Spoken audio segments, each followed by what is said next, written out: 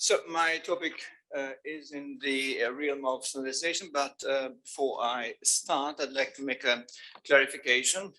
Sometimes, I've seen cases that standardization has been sort of pinned as in the narrow sense, or maybe it's just one kind of that, but we saw maybe in the 60s or 70s, the kind of central state mentality. And I've read and I've seen also, so it's a broader, it's a broader framework. Today, we see cases of pluricentric standardization.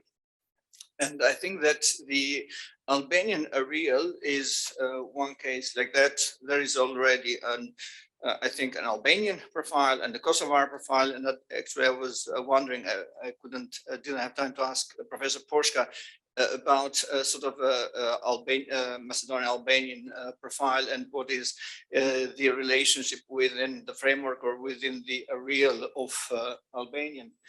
So I think sometimes, I mean, it's not as narrow as it seems, and standardization is not simply that narrow kind central state mentality that it used to be. Sorry, I got this I cut short. I'll discuss two alternatives, whether to develop the standard Arbëresh based on the local Arbëresh, extending from the domain, what is spoken at home, or oriented towards standard Albanian. It's been a long debate, although I don't think there has been a continuous discussion, and there was a discussion in 2000, and there were a few papers, but until now, there has been no settlement or any conclusion reached, so it is, well, less than halfway. Then I'll go to the current context for standardization. And mine, well, it's an effort for a linguistic account. I'm in the field of linguistics and grammar, not a sociolinguistic. So I'll try to contribute from this angle. And I'll try to look through it through the usage-based framework. I'll explain it later. The current situation, of course, it's a long history of 600 years. It had its flourishing and strong resilience period. In the 19th century, it was so strong, even the writing tradition, that it encouraged the Albanian Renaissance here. So it was the promoter, which we don't see today. But the recent story, if I might put it this way, so starting from 1999 with the Italian law on regional languages, and directly after there was a seminar in 2000 in, I think, it was in Sicily. There is a publication for that.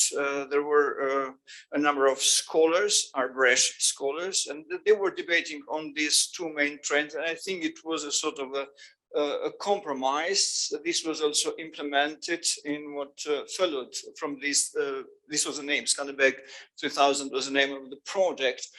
It aimed to develop some textbooks for teaching Arbëresh, which for many experts, many scholars and activists, is considered to be unsuccessful. And actually, there is almost no teaching of Arbëresh.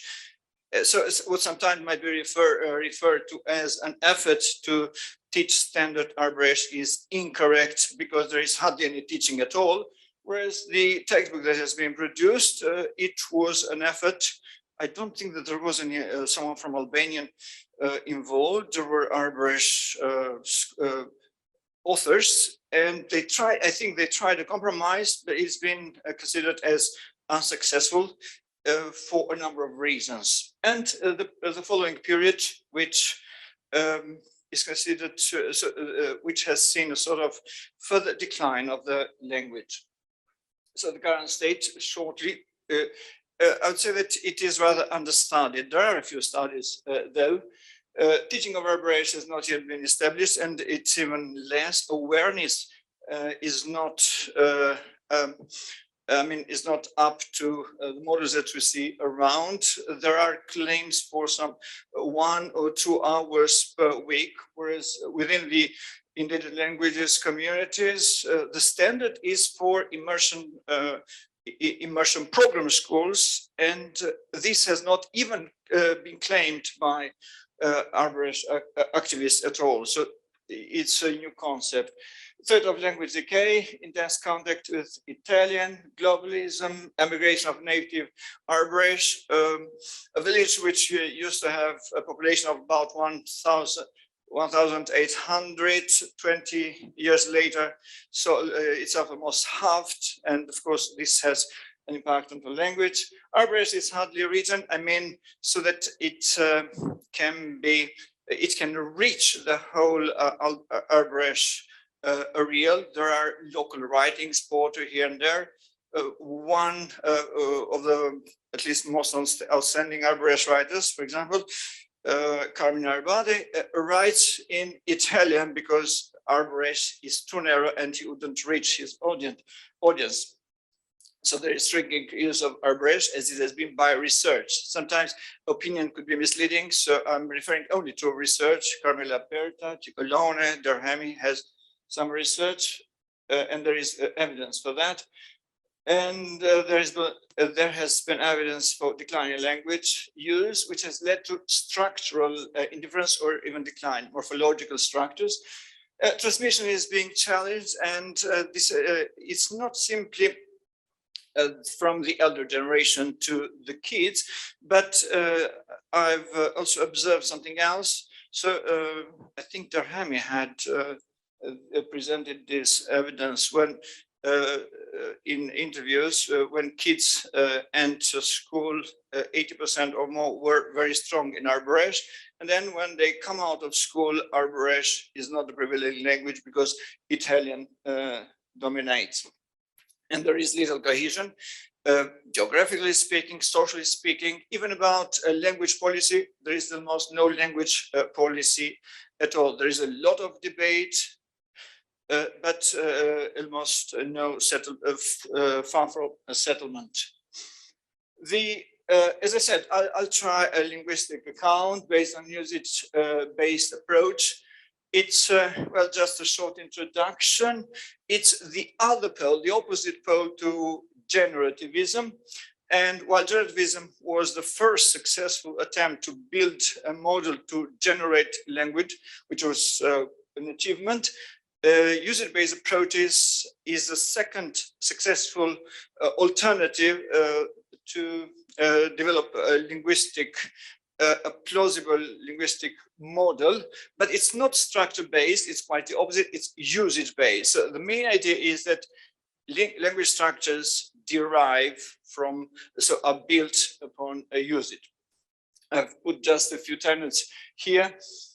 So it's cognitive in essence. It's not a return to old behaviorism. It's linguistic structures are seen as cognitive mental representations, and it's the language use which gives rise to structural organization, and even the categories so are fluid, not the universal pattern, but they are fluid and they're shaped through the usage. And entrenchment determines whether and how structures emerge and are represented. Well, so this is also relevant to the language acquisition. In the acquisition of the native language, usage is abundantly provided, and this is actually what is a challenge in the second language acquisition, because it requires a framework and an effort by the teacher to bring all this usage into the classroom, to make it available. And when it happens, it's usually a success. When it fails, then the children, the learners have a problem. Regarding the Arbëresh learning framework in 2000, So this challenge of bringing or providing for the usage, this was neither conceded nor taken. And now it's also a point of view to consider or to perceive the significant decline of Arbëresh as a direct outcome of declining usage in depth, in breadth, and intensity. And the declining usage impacts the language, and declining language further shrinks the usage. So it is just an ongoing cycle. Now, standardization as a usage-based development, well, it's in the framework of a pluricentric standardization. So I would say it can be seen at the individual speaker or level. What I mean is when the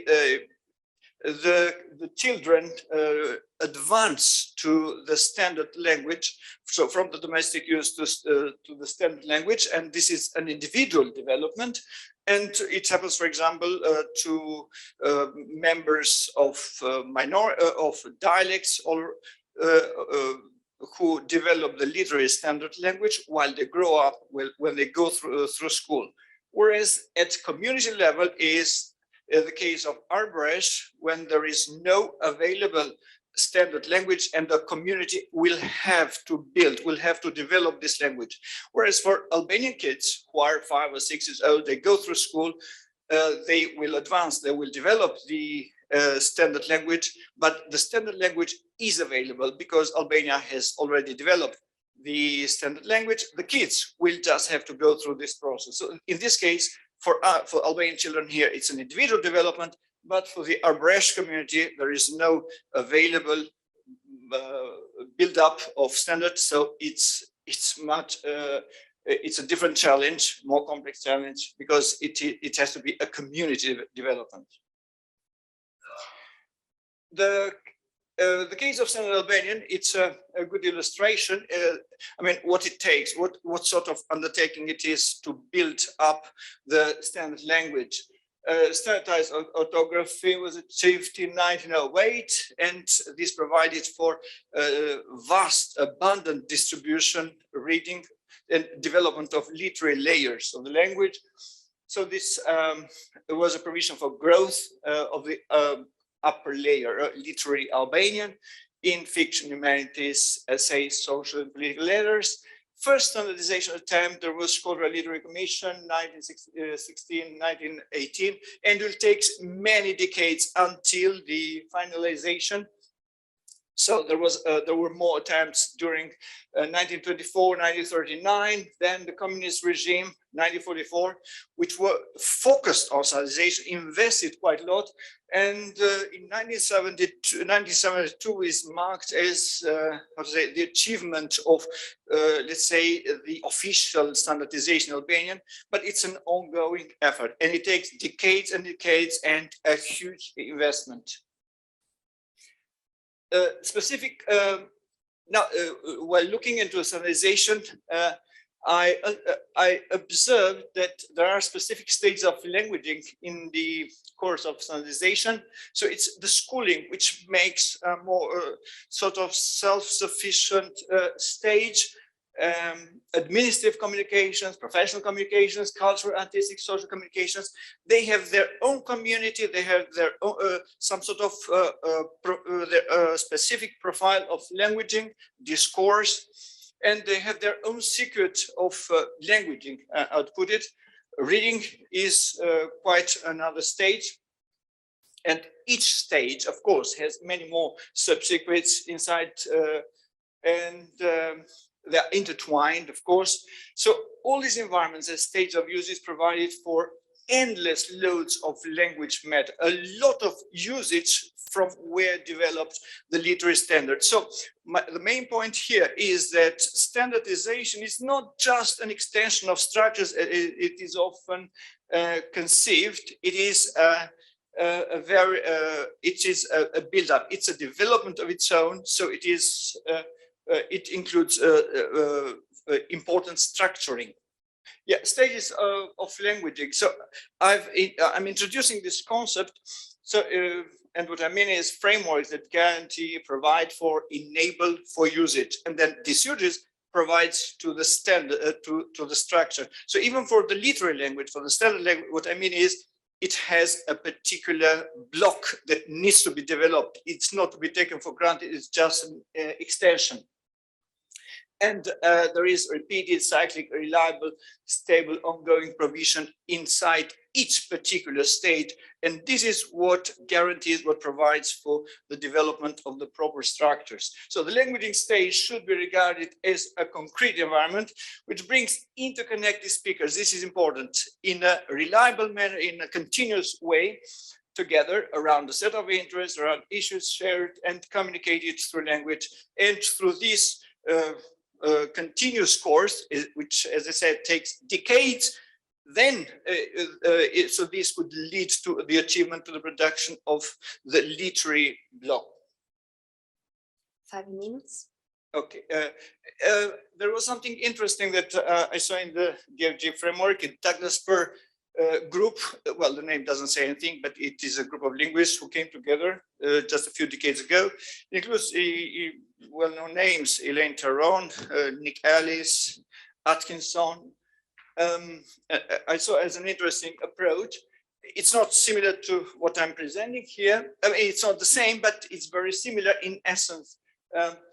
So the circles here rise from the individual level to the macro level, which involves all community, the language of the community. And they have pointed out what I was referring to stages: families, school, neighborhood, places of work. And something interesting here is that what here you can see mechanism, cognitive mechanism that serve to develop the building of cognitive structures. And there is not a strict distinction between cognition and language. Well, this is sort of a usage-based approach and cognitive approach. There are some linguists who bring cognition and language very close, and some even merge. You have heard of linguistic relativism, that's the case. And the broader picture, so something that I would like to posit here, is that what was presented in the DFG graphic that you saw before was just one dimension, whereas my positing is that the same picture is in the 3 dimensions that there you see stages of family stage, schooling stage, administrative stage, professional stage, social.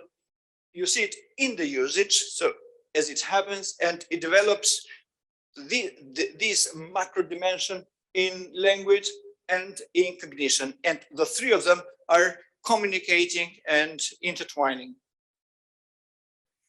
Now, the matter in the upper layers of the language, as I mentioned earlier, the native speakers have a gap to standards. So children who come from this home language, 5 or 6 years old, will have to try hard to learn, to develop, to build language. So language is not taken for granted. They build the language through schooling, primary, secondary education, and even in their professional education. And it's language structures which develop. And this has to do with the new concept of language. It's not the narrow structural ideas of what used to be several decades ago. The lexical structures and more conceptual structures are considered part of the language. That's why during these stages, it is language developing and language build up. And an outcome is the establishment of mental storage, all this through this schooling, and this mental storage contributes to the development of language structures as well. I'm trying to hurry. The case of standard Albanian Kosovo is an interesting example. Choices were discussed, evaluated, and re-evaluated. First, they have an idea to deviate from the standard Albanian, which was in the making at the time, not yet developed. But then in 1968, they decided to develop it from the standard variant. And unlike Arbëresh zones, Kosovo had a full-fledged framework, stages, rich, abundant, geographically population at all, which is a far cry from what is in Arbëresh areas. There was an interesting moment in the 1970s. Professors of University of Tirana lectured at the University of Pristina, and this developed the stage, which has contributed to the development of the literary Albanian. Literary Albanian, it's not the same as in Albania, but it is within the Albanian realm, and it is, of course, it has developed its own specific profile. And it also demonstrates how this choice did not end up in a merge into the standard Albanian, as some scholars might put it, and might fear that by having standard Albanian as a resource could be a threat because it could impose a framework on the Albanian in Kosovo or in Arbëresh areas. Kosovo shows that referring and having standard Albanian as a resource did not end up in merge of Albanian. They have a different profile, language profile. And some remarks: we need to distinguish between the language acquisition, development and growth as an individual development and build up, and that of community language. There are different challenges. And there is no provision to the Arbëresh children to advance to literary and standard layers of the language because the community language is missing. It's not like the challenge of learning English, because English is there, but the literary Arbëresh is not there. And to build up a community language it takes maybe a century, or whereas, well, for Kosovo and Albania, it took a century. For the, let's say, much weaker Arbëresh, well, that's a big question. And a question for our standardization of Arbëresh, whether Arbëresh can develop solid, abundant usage, self-sufficient, self-developing through a well-designed framework, which is missing, whether it can develop language stages, schooling, social stages, or network, academic, artistic, etc. And whether there is any social or linguistic space to host the growth of Arbëresh. It was okay in Kosovo, in Albania, in Macedonia, but not in Arbëresh, where the dominant Italian doesn't allow for any space in the real sense. Immersion program schools is even, well, actually it is not being claimed or requested, which is a pity, and it's very low profile, I would say. But even this is a temporary development until the advent of something more significant. Numerous obstacles, fragmentariness, curriculum, current writing, which is missing. Thanks.